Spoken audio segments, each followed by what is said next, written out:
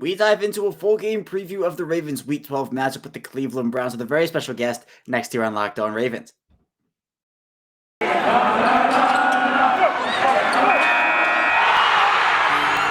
are Locked On Ravens, your daily Baltimore Ravens podcast, part of the Locked On Podcast Network, your team every day.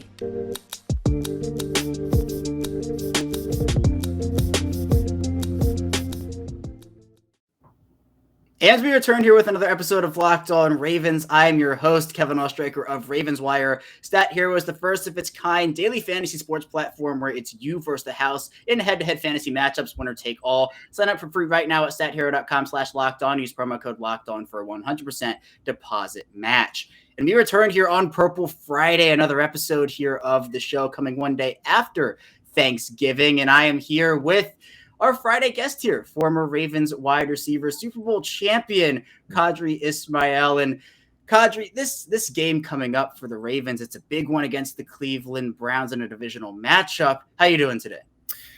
Bro, I am still sitting here like, wow, did we just witness another miracle win by the Ravens from Chicago? So I know the Ravens are prepared to move on, but I'm still like, wow, in wow mode of what we saw with Tyler Huntley and the boys going over to Chicago and getting a W.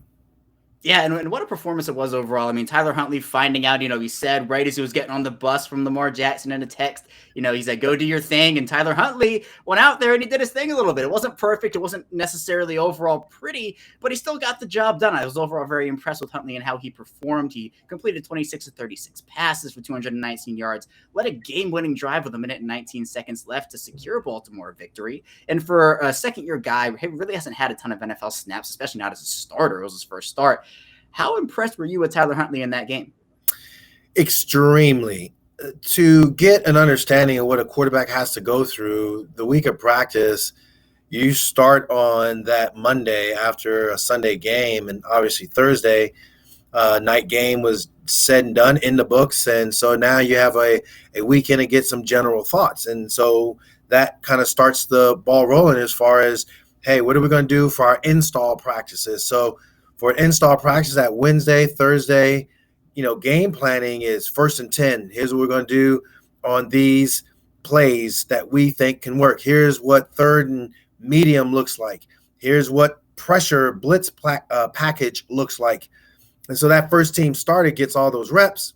You might, if you're a Tyler Huntley or backup, you might get a snap. And that's about it.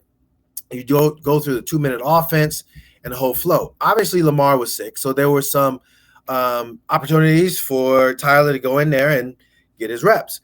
But in the mind of the rest of the players and in the mind of the coaches, it's still Lamar's show, and so we're going to prepare for Lamar being out there, not Tyler. The fact that all of that took place preparation-wise, and they finalized things thinking that they're going to get on the plane and Lamar's going to be fine. Well, Lamar wasn't fine. He was balled up in his chair and on the airplane, and he didn't even realize that they had taken off. So his body took a turn for the worse. And from that aspect of it, my thinking is, when did Greg Roman say to himself, you know what, we got to switch this thing over to Tyler and figure out he's going to be our guy. So kudos to Tyler, because to get on the bus, like I said, all that preparation that you thought you could have, should have, would have had, you don't. You got to go out there and play, period. And for him to go out there to play the way he did, got into, a tough go at it at first, but found his rhythm when it mattered most under an extremely intense situation, as I'm watching it live out there in Chicago, was remarkable. I tip my cap to him and what he was able to accomplish. Yeah, it was very, very impressive. And of course, the most important thing, he did lead the Ravens to the victory. after the Ravens defense gave up that crushing big play on a 4th and 11. A very big controversy point over this past week here, Q, is there are people who are saying they shouldn't have been that aggressive. People who are saying they should have been, and they took the necessary risk. I'm interested to hear your opinion because obviously the Ravens go cover 0 in that situation. They have no help over top. It's a do or die situation for those cornerbacks. Chris Westry bites on that double move, and Marquise Goodwin walks into the end zone on a big play, as we talked about, that have just been killing this Ravens defense. So, Q, what are your overall thoughts on that play? Do you think that Don Martindale made the right call by being that aggressive in a 4th and 11 situation? Wink has done the gambler's choice so many times and has won. So I said this the other day to a couple of the colleagues, and I don't think they really, they wanted to argue back and forth. I'm like, look, I'm not here to necessarily argue after the fact or whatever. What I am here to say is like, yeah, coaches, they have this wiring of what they want to do. For a hot second, let's take it off of the Ravens for a hot second and go over to the Giants. And going over to the Giants, you have an offensive coordinator who's no longer there, and Jason Garrett. Jason Garrett was supposed to have his things in order as far as what he wanted to do from a play calling standpoint. Didn't make the proper adjustments. Clearly against the Tampa Bay Buccaneers, they wind up losing in bad fashion. They had a situation where it was a 3rd and 2, and they had an opportunity to, advance the ball. And also, I think it was also a 4th down call as well. And the play wound up going. And so when you look back at it, you didn't really have the right concepts for what the defense was presenting it. So that's the offensive side of the ball. And I've seen that before too.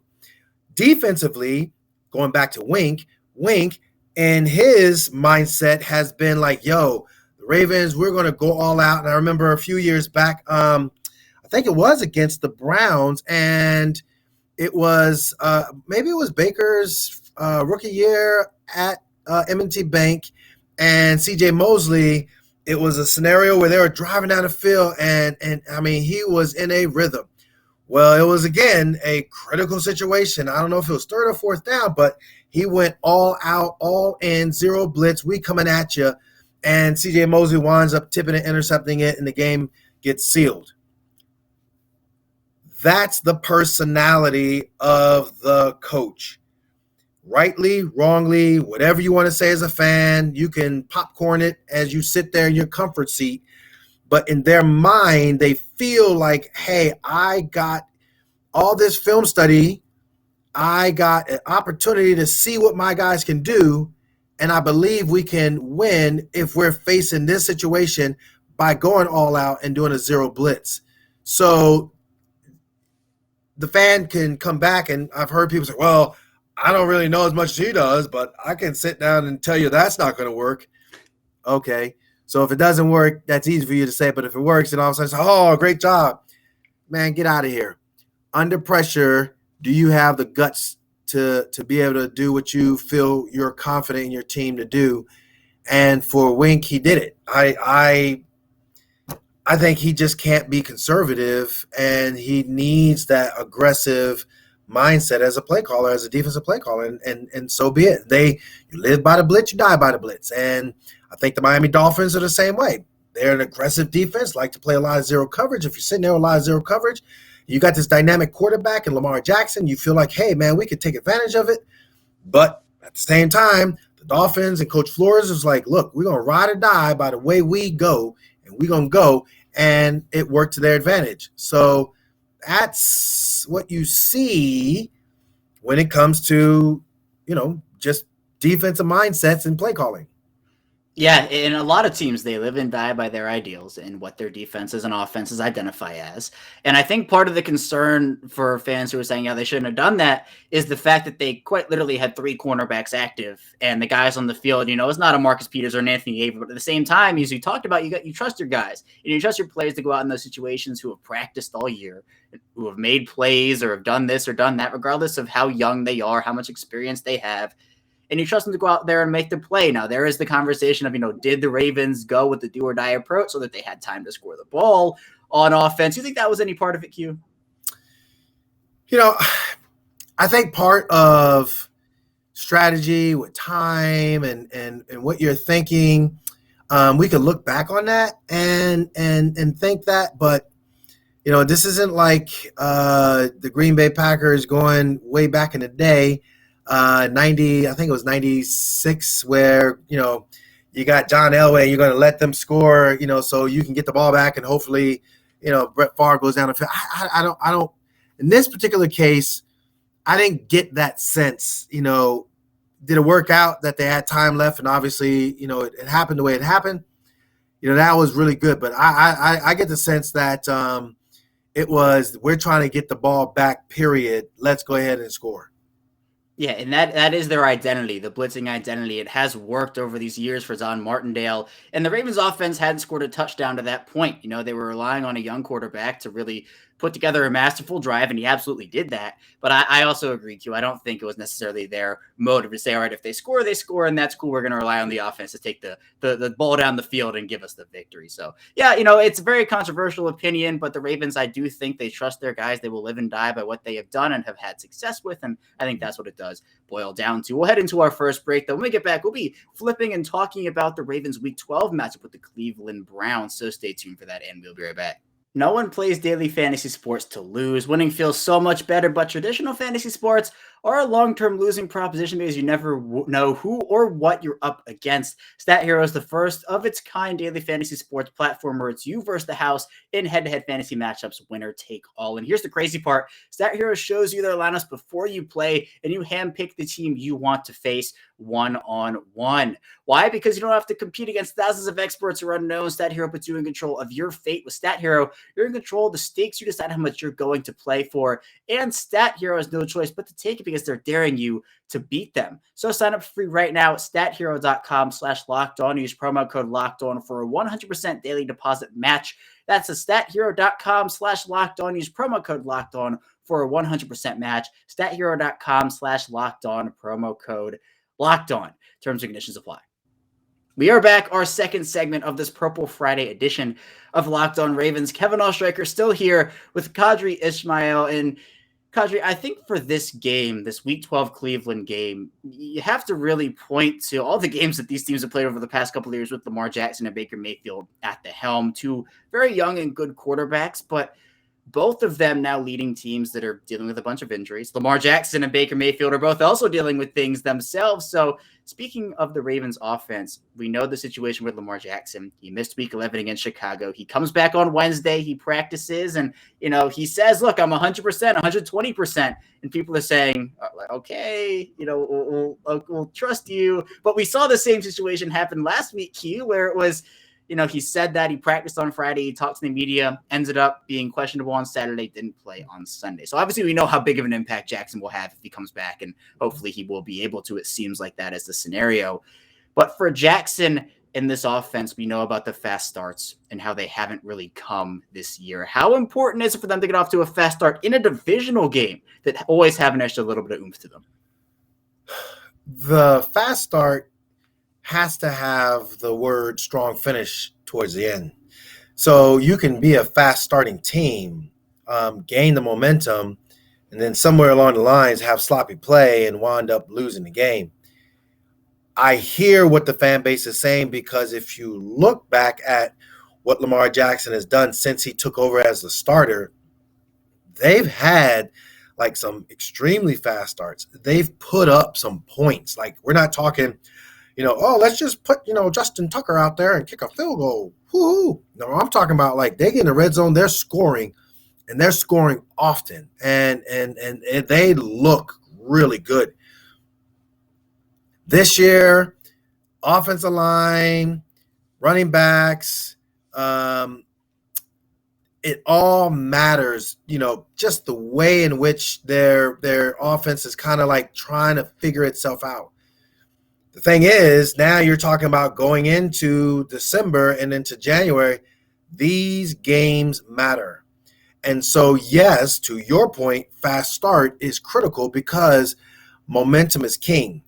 Momentum is king in the playoffs. Momentum is really king when you're looking at these next three games that will make or break your season. I think these next three games decide your season. I think if you feel you're an upper tier team, you handle your business and you walk out of it 3-0, and you're like, yes, we swept the Browns, period. And if we split against Pittsburgh, we split against Pittsburgh, but they're the better team. The reason why I say the but as far as Pittsburgh is concerned, because it is a division opponent, and as much as you look at it and think, oh, well, we're the better team, anything can happen in a division game. And we all know that that's the part of the appeal of playing in a division opponent. You kind of roll the dice and see how it all lands. But next 3 weeks, critical. And yes, a fast start helps your psyche as far as like how you feel the turnout of the game can come. Oh, yeah, absolutely. And Q, you mentioned those next 3 weeks. For Baltimore, it's Cleveland, Pittsburgh, Cleveland. For Cleveland, it's Baltimore by Baltimore. So they are all Baltimore for the next really month in Cleveland. How big of an advantage is that for a team, and how big of a disadvantage is it for the Ravens? Huge advantage. Now, it's interesting because you when you play a division opponent, and right now my mind is going back to games that I've covered, games that I've actually played in, and from a division opponent, there's just a familiarity with them. There's that. All right, I know this guy. I know him as a defensive back. Yeah, he's going to take a chance. Or I know this guy. He's going to come off the edge, and his rush is going to be X, Y, or Z. Or there's that feeling, special teams wise, of how things are going to kind of play out. And I think for what the Ravens like to do, they're going to be prepared for sure. For Cleveland, they get an advantage of changing up the predictable nature of things. What do you mean, Qadry? Well, when you look at, film, hey, this is what Cleveland hangs their hat on. We're going to see this. Man, all of a sudden I got a bye week. Hey, fellas, we hang our hat on this. But what if we went in motion and did the same thing? They will never know. And so in that's that awesome game of chess. If you get that awesome game of chess, now you can, perhaps steal a drive and put up some points and, hope for the best that they don't figure you out. So it's going to be a challenge. I really think it's going to be a challenge, and that's something that, John Harbaugh and company, well, I'm sure they're going to be up for it. Oh, yeah, they've shown how resilient they have been throughout this season. And to your point, coming out 3-0 in that stretch after having that clear disadvantage for Cleveland, especially when you look at week 14 and having to go to Cleveland and play. It's not like Cleveland's coming to Baltimore for that game. This game is at M&T Bank Stadium in week 12. I think if they can do that, they will set themselves up very nicely, not only for the AFC North crown, but also for potentially some really good playoff seeding in an AFC conference right now that is very, very up in the air. But Q, this offensive line has been a very key storyline for the Ravens. And obviously they're missing Ronnie Stanley. Patrick McCarry is just coming back from his ankle injury. They've kind of gone through some rotations at left guard with whoever it is, Ben Powers, Ben Cleveland, Tyree Phillips. They've had some consistency with Bradley Bozeman and Kevin Zeitler, but it seems like just sometimes the run lanes aren't there. In certain stretches, the pass protection is just brutal. So now you look at this stretch, 5 of the last 7 against divisional opponents. You have also Green Bay and Los Angeles. Is there still time for this offensive line to get on track, or are they just kind of dealing with what they're dealing with until their guys get back next year? You are what you say your record says you are, and right now the Ravens are doing pretty good. You are what your team average is from a rushing attack standpoint, and the Ravens are always in the conversation, right up there, 1, 2, or 3. I think for what I saw against, the Bears and what can potentially go on with this Myles Garrett-led team, and I know their mindset might not be as they're not as passive as the Chicago Bears. I'm trying to think back in the Bears game.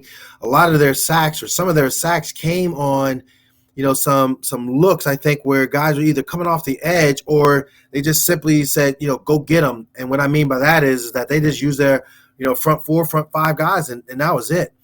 I think we'll see a little bit more aggression from the Browns. And so, therefore, communication is key when you're talking about offensive line play. I think, the running game, the reason why we haven't seen those explosive runs, again, we talk about fast starts and, what happened early in the Lamar Jackson era. Well, the reason why is because they had some exotic run schemes that, a defense was, I call it the pause.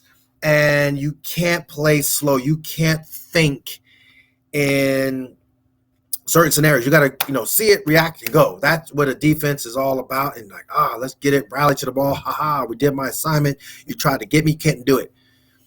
With Greg Roman's style, as far as his blocking scheme, it freezes you as a defender. And it's like, wait a minute, is this power blocking? Is this zone blocking? Is it inside zone? Is it outside zone? What are we looking at here? Is it an RPO? Now you have kind of basic blocking schemes, and I think that's where it's due to just personnel. Like, you got to match your personnel, and I think they've done an admirable job for sure. But yeah, like you said, there has to be something here that gives as far as the offensive line and hold up, because right now, I mean, they're good, but they're just not that exceptional that we kind of, as a Raven fan base, we got spoiled. Yeah, you go back to 2019 and you see that offensive line with Ronnie Stanley at a high level. You have Marshall Yanda on that offensive line, Orlando Brown coming into his own. I mean, that offensive line and the run game that came of it was just so phenomenal, to the point where now, you see the injuries to not only the offensive line, but the running backs as well. That's a huge factor in this, where unfortunately Devonta Freeman is not a J.K. Dobbins at this stage in his career. So you're kind of working with what you have right now. And I think, as you mentioned, Q, it is an admirable job of what they've done. But I do want to talk a little bit about Rashad Bateman, because Bateman has come into this offense and has really impressed me, getting a huge target share from Lamar Jackson when Jackson is on the field and becoming a big part of what they're doing. He's drawing pass interference penalties. The Ravens have only drawn 4 all season. Rashad Bateman has drawn 3 of those. So kind of doing his Torrey Smith impression, as he's been, he was known for that in Baltimore, and so now Rashad Bateman maybe taking the torch away from Torrey there.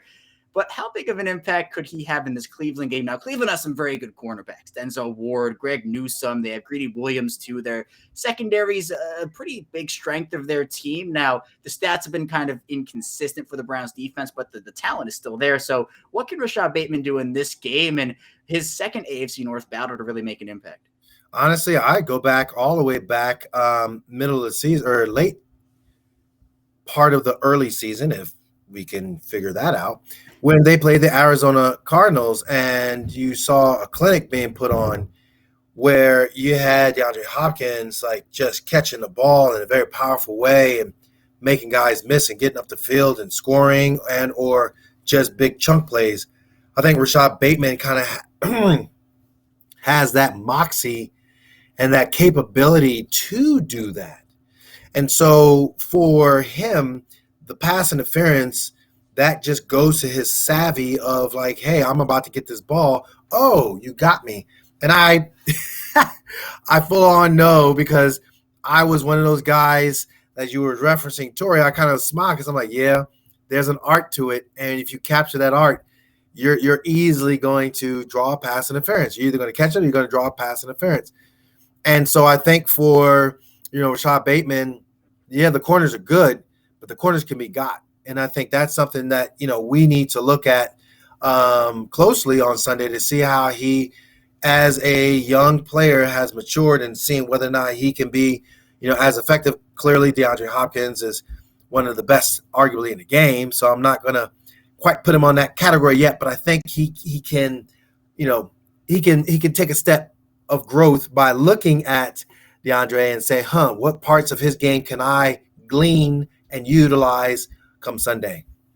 Yeah, and I'm excited to see him in this one, but also it's looking towards the future a little bit. I'm kind of cheating in that area, but, you look at an offense with Marquise Brown and Bateman and Mark Andrews and obviously Lamar Jackson, and it has the potential to be even more explosive than it's already been, which is a very big statement because we've seen how explosive it can be. So I think Bateman in this game really could make a huge impact, especially if Marquise Brown is back on the field and you have to account for him. And also, obviously, Andrews is, a threat in his own right. So Lamar Jackson has plenty of weapons to throw it to. Rashad Bateman is definitely one of them.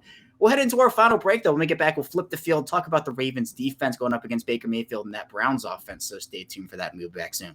It's the most wonderful time of the year, Black Friday. Built is going a lot to make this Black Friday weekend the most delicious Black Friday that ever was. In the history of Black Fridays, there are new limited time flavors, new types of bars, and a winter wonderland of a deal. You want high-end deliciousness at a discount? All through Black Friday weekend, get at least 20% off anything and everything at Built.com. Enter promo code LOCK20. There are new flavors such as Ruby Chocolate Puffs, Lemon Dip Cheesecake Puffs, and there's a new Built Crave bar. You can get 2 of their brand new candy bars, Built Crave, for free. And you can get 20% off of Built bars and 2 free Crave bars all at Built.com. Plus, you can get 60% off of Built Broth and Built Boost and 40% off of Built Swag. Just enter code LOCK20 at Built.com. It's Thanksgiving, and we all know what that means. Football. And nothing goes better with football than turkey and betting. BetOnline has you covered all holiday season. There are more props, odds, and lines than ever before. BetOnline remains your number one spot for all the sports action this Thanksgiving. Hit our new updated desktop or mobile website. Do sign up today and receive your 50% welcome bonus with promo code LOCKEDON to receive your bonus. And it's not just football. BetOnline has pro and college hoops, NHL, boxing, UFC, even your favorite Vegas casino games. Don't wait to take advantage of all the amazing offers available for the 2021 season. BetOnline is the fastest and easiest way to bet on all your favorite sports. Bet online, we're stuffed with deals this Thanksgiving. We return our final segment, this Locked On Ravens Purple Friday edition. Kevin Ostreicher still here with Qadry Ismail. And Qadry, I think, the last time these two teams faced off, the defense was the weak point for both teams. Every time the offense got the ball, regardless of who it was, everybody was thinking, all right, they're going down and they're scoring the ball. And this Ravens defense, you look at that game, you look at this Ravens defense, and the passing defense for Baltimore has not been amazing this season. The big plays, obviously a very, very big part of that, as we talked a bit about in the first segment. But you have a quarterback in the Browns of Baker Mayfield who is playing very, very banged up right now and multiple injuries across his body. And the Ravens could take advantage of that in a multitude of different ways. And I'm curious to hear about how you think they should attack this Browns offense, especially Baker Mayfield, because if they can maybe get him rolling out of the pocket a little bit, make him a bit uncomfortable, it could really be a good day for this defense. So how would you attack Baker Mayfield in this Browns offense from a pressure perspective?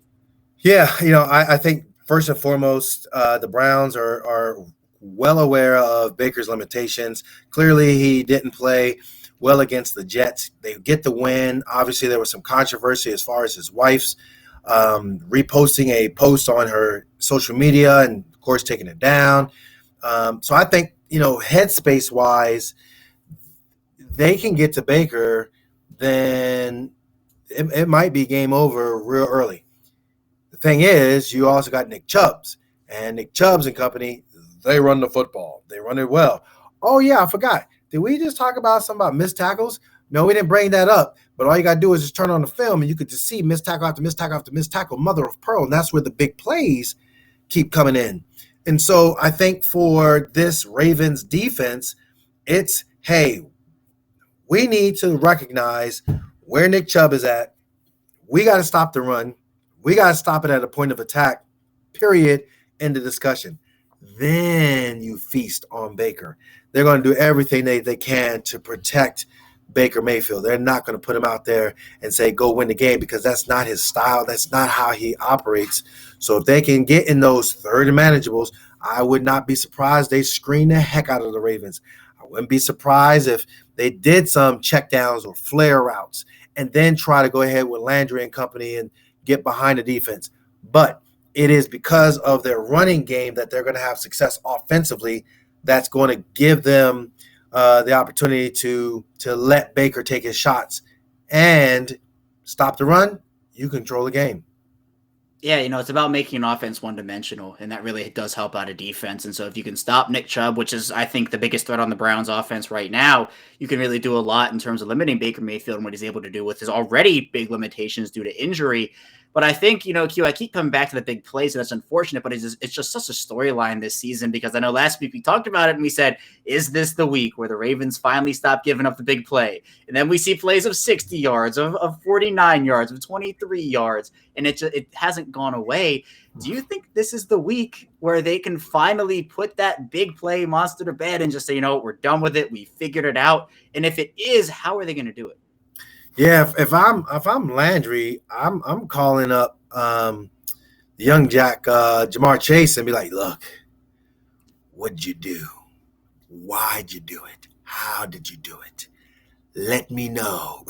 Because You can really look at just the big plays and see from a communication standpoint something isn't right when it comes to the secondary and the communication or lack thereof of the consistency of it. From a tackling standpoint, when you have a Bears receiver who's just a guy, and I mean that with all sincerity, but Darnell Mooney, like, okay, but for him to go 60, take it to the house, like, no, that's just it's unacceptable. And I think, again, from a pride aspect of things, they got to play with a little bit more sense of urgency, a little bit more of that pride to say, hey, look, we can, do what we need to do. We can cover. We can put ourselves in great position. That, to me, is really what's going to spell the difference for this Ravens secondary to limit those big plays. But again, also, we got to look at Nick Chubb, too, who, I think the 1 year opening day, he had, I think $165 on him. So, again, you're going to have your hands full. You're going to have your hands full. There's going to be some big runs, big plays as far as in the passing game, but hopefully it's more along like the 30-yard and under variety rather than, 60 yards because of a little, bubble screen to a receiver. Yeah, and screens have been a pretty big issue for the Ravens defense over the past couple of seasons. They really haven't figured out how to defend them. And look, for a very aggressive blitzing defense, what's one of the ways you can beat them? It's with the screen game, with the short passing game. And so teams take advantage of that. And, I accept that. But I do think that is one way you can beat this Ravens team. And Q, when you look at this game overall, I am interested to hear your thoughts on how you think it's going to go, because I think with the Ravens already being 0-1 of the division, it's a big game to pick up their first divisional win and kind of set the stage for, of course, their last 5 of the last 7 being against divisional opponents. Now, there are key players, obviously Lamar Jackson being one of them. We talked about Rashad Bateman. I think is another big one. He showed up a little bit in Chicago after kind of disappearing for the last couple of weeks there towards the middle of the season. So do you think this is a game, of course, with Cleveland coming up just again in a couple of weeks, that the Ravens can pull out at home in primetime? I think so. I think, 3 of the guys that are going to be the difference makers, if I had to say, who's on defense that's going to show up, Tyus Bowser needs to have another great game. He played exceptional. I think Patrick Queen, the fact that he's at the will spot and thriving at the will spot, just playing, not really thinking and figuring out things. Josh Bynes, I think those 3 guys, when you look at the way the way the defense is kind of shaping up, they're going to need them to play well. And I believe that they can. I think that, that's going to be the X factor in whether or not they get the victory over the Cleveland Browns.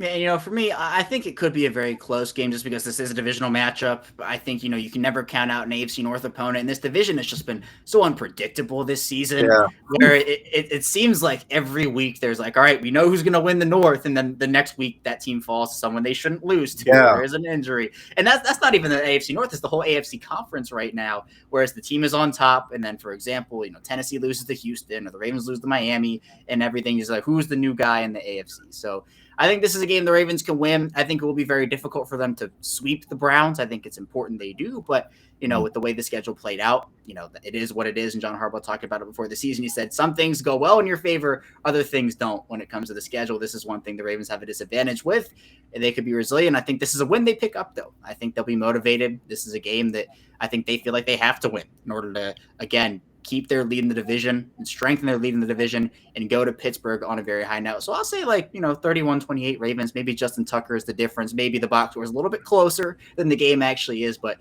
I'm going with a 3-point victory for the Ravens with Q. That's all I have for you today. Thank you so much for jumping on with me here again on the day after Thanksgiving. And hopefully when we talk next, the Ravens will be 8-3 and still have that lead in the division.